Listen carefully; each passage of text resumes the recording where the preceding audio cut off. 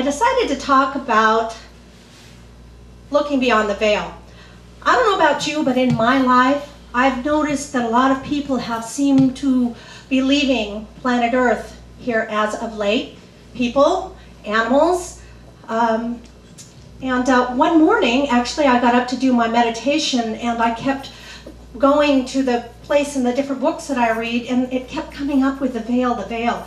And I went to work that morning, and my brother called to say that my mom just passed. You know, about the same time I was going over through the veil, so I thought, yeah, something's trying to happen here. So we have the veil.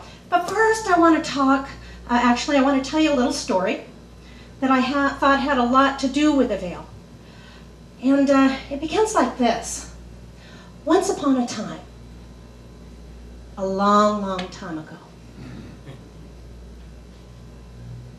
in a place not so far away, Ohio, August 6th, 1845, a little girl was born. 7 out of 8 children. She was born Mary Caroline Page, but they nicknamed her Myrtle. She was sickly. Her entire childhood life, she didn't feel good, and she was always told that eventually something was going to happen, and she was going to become very ill in her life, and it was going to take her out. She was raised believing this, that this illness was going to happen in a not a great way for her demise, believing that her entire life. But she wanted to be a teacher. So she went to school, and she got her certificate. Oh, she loved to read, she loved poetry, and she loved to recite. One evening, some friends invited her to their home. They were having a little soiree. So she went, and they invited her to recite some poetry. So she stood up, and she began to recite. Way over in the corner here, there was a gentleman. She caught his eye. Vivaciousness, smart, pretty, redhead. This man's name? Charles. Right. Charles who? Fillmore. Charles Fillmore. And so the love affair began. And they corresponded long distance for quite some time. They were married in 1881. They had 3 boys. Now, Charles had business. He kind of went through a few different things. Sometimes business was really good, and sometimes business was really crummy. Well, it happened during this time when things were kind of crummy that Myrtle got really, really sick. And they made a diagnosis. Tuberculosis. I think there was something else in there, malaria, I don't know. But she was very sick. And she had potions and pills and tonics.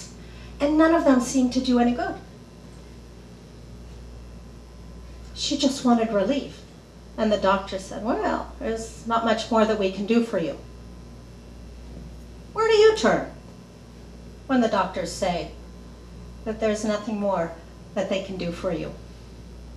Well, I don't know, makes sense to me that we turn to something that is greater and higher than we are, more powerful than we are, yet we are part of.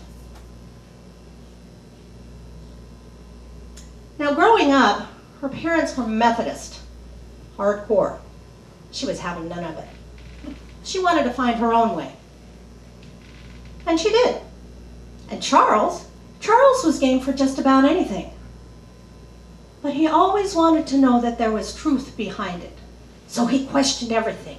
He even had a spiritualist friend that he sat with one night around the table with her fingers lightly pressed on it, waiting for it to raise. And it didn't. So he moved on from that one. Well, one night, a friend of theirs invited them to a lecture by E.B. Weeks about spiritual healing. That hit a chord with her. She started to learn affirmative prayer. And when she walked out of that lecture that night, ringing in her head was the affirmation, I am a child of God, therefore I do not inherit sickness. I am a child of God, therefore I do not inherit sickness. Y'all believe that? That's right. So over the years, next few years, they received instruction in the principles of other New Thought modalities. There's a few of them out there. I'll let you read them all and see what they did. In 1888, she received that healing from tuberculosis. She received that healing. And in 1890, Silent Unity was formed. In 1906, they received ordination by the Unity Society of Practical Christianity. And it was Myrtle's personal healing experience with prayer that led to Silent Unity Prayer Ministry, and it's still in existence today. So remember that piece. It was Myrtle's personal healing experience. Our experience with spirit is different for each and every one of us. If we want healing to show up in our life, and it will, it is our personal experience and our personal journey to make it happen. March 29th, 1931, Charles and Myrtle celebrated 50 years of marriage. That TB didn't take her out. She lived a nice, long life. She made her transition that same year on October 6th. So you see, the veil is nothing more than a form of what looks like a separation in this case. For Myrtle, it was a veil that she crossed through when she went from sickness to health. The healing is in the revealing. We are already God-centered. We are already perfect. Our essence that we have within us is vibrational and perfect and flowy and sparkly. It's perfect. We're already perfect. The healing is in the revealing of that truth of who you are. So it's a matter of learning that. Myrtle made it a mathematical equation when she said this. I love this lady. Boy, she was a tough cookie. She said, God, the causing power, is all and reduces evil and matter to zero. The problems of life resolve itself with a simple equation. All good equals life equals satisfaction, and demonstrates as healthy body, peace of mind, and knowledge of truth. Good plus evil is both a logical and mathematical absurdity. Love her. Where God is, evil its opposite cannot exist. Because God is all in all. All good, all power, all wisdom, and all presence. There can be no darkness in the light. There can be a shadow, but that's all there is a shadow. Evil cannot be present. At the same time, God is. That would imply a separation, and there cannot be a separation. So, other definitions I found for the veil is an unknown state of being after death. You guys all heard that? No? Is it just me? Thank you, Elizabeth. By the way, thank you for holding the light during meditation. It's a mysterious or hidden place or state of consciousness. A Course in Miracles tells us, for what attracts you from beyond the veil is also deep within you. Why is that? Because it's all one energy. It's all spirit. There's not a you and a me. There's not a here and a there. It is all the same place. For what attracts you from beyond the veil is also deep within you, unseparated from it, and completely one. Okay, I want to put another one out to you. Esther Hicks, y'all know Esther Hicks? Thank you. Yeah, we got a couple. Okay, so Abraham Hicks, Esther Hicks, it's her group counsel, and she said, actually Abraham said through Esther, she calls it a smoke screen. She calls the veil a smoke screen because we already have everything we need to know within us. We already have it. It's just that we are not seeing it because we are not tuning into it vibrationally.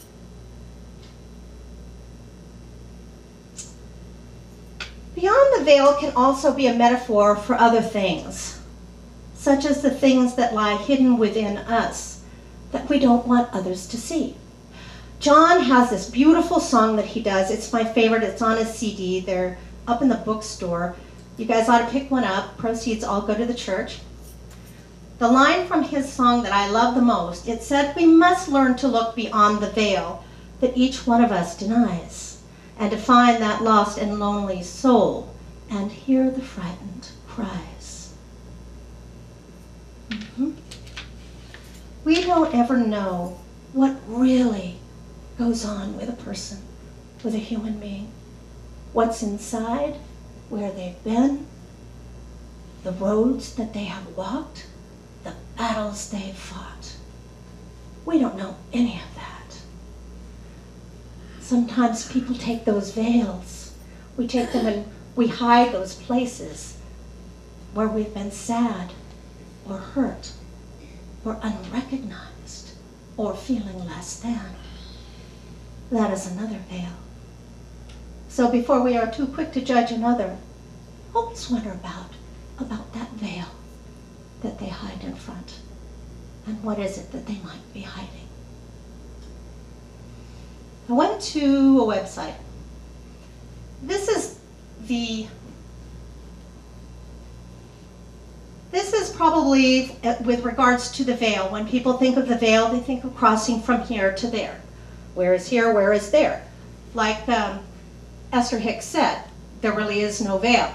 However, this is what I think of when I think of that. The Divine Mystery website said, upon passing through the veil and taking on the human body, we forget who we are. Y'all agree with that? Right. So some of you are nodding your head out there, and I see that. But why would we want to do that? Why would we forget who we are? We forget our unlimited potential by becoming unconscious of our greater role and our interconnectedness with Source. Because of this, we are able to explore realms which might not otherwise be accessible. Why on earth would I want to come to Earth, be here, and learn about being angry? What does it feel like to be angry? What does it feel like to learn humility? It's not always an easy journey to learn humility, is it? Why would I want to do that? If I come from that, which is perfect, whole, complete, all-knowing, all loving, all vibrationally perfect in every way, to come into a body, because we clothe our soul in a body so that we can learn. We can become conscious when we have that body. That means we have something to become conscious of. And we get to go through these experiences and learn the experiences that we do, I call, on Classroom Planet Earth. So we create the veil for the purpose of exploring our life here. So for some of you, you understand that. For some of you, a little far-fetched. So you guys find your own way with regards to the veil. We are individualized personifications of the Father, Mother, God. Each one of us are. We are as spirit, that piece of spirit. Like your hand. I hold up my hand and there is the palm, that's God.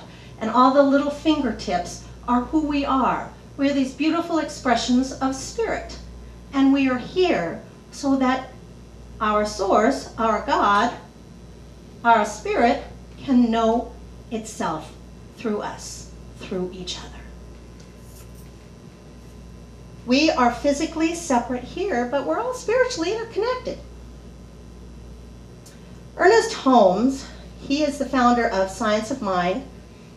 He actually has a chapter on immortality. He has this giant textbook, and on page 371 in the textbook, he begins to talk about immortality, how we are a stream of consciousness moving from this consciousness to the next, that we don't actually come back to Earth.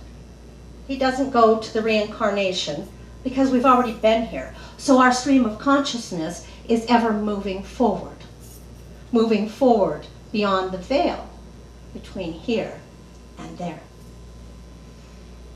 He said that because of this understanding of staying with that stream of consciousness that we are, still being who we are and what we are here spiritually and moving forward, because of this understanding of eternity, it kind of takes the sting out of death.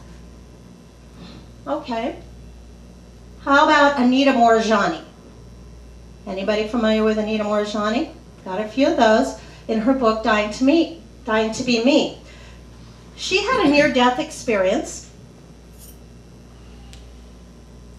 Her body was riddled with cancer and tumors. She was very sick and she was on her deathbed. And she left the body.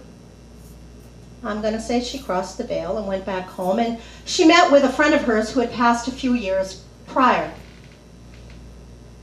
And they had a wonderful conversation, and they sent her back to the body. And the most miraculous thing started to happen. The body began to heal. And she came back from that experience. I invite you to pick up that book. John and I went actually to see her speak. And on the PowerPoint that she had, there were all the doctors' reports and things showing about how she had actually made this recovery and came back. Wayne Dyer? Yeah. Oh, thank goodness. Wayne Dyer had a friend, and she was a little cranky. And she had been in a car accident and had a near-death experience. So she left the body, she went home, or wherever you want to call it, and she met up with all these people. And she saw this love and this wonderful, whatever it was that happened to her there. They sent her back to her body. She didn't want to go, but they did. She went back to her body. And after that, she became the kindest, most loving, most generous person that you could have ever met. She wasn't cranky anymore. And do you know why she wasn't cranky? She wasn't cranky anymore because there was no sting about the worry of death. Because she knew that whatever happened, she didn't have to worry about it anymore. She knew that she was going to go home and everything was going to be all right. So why be cranky? Why be upset? Why be worried? Why be anxious?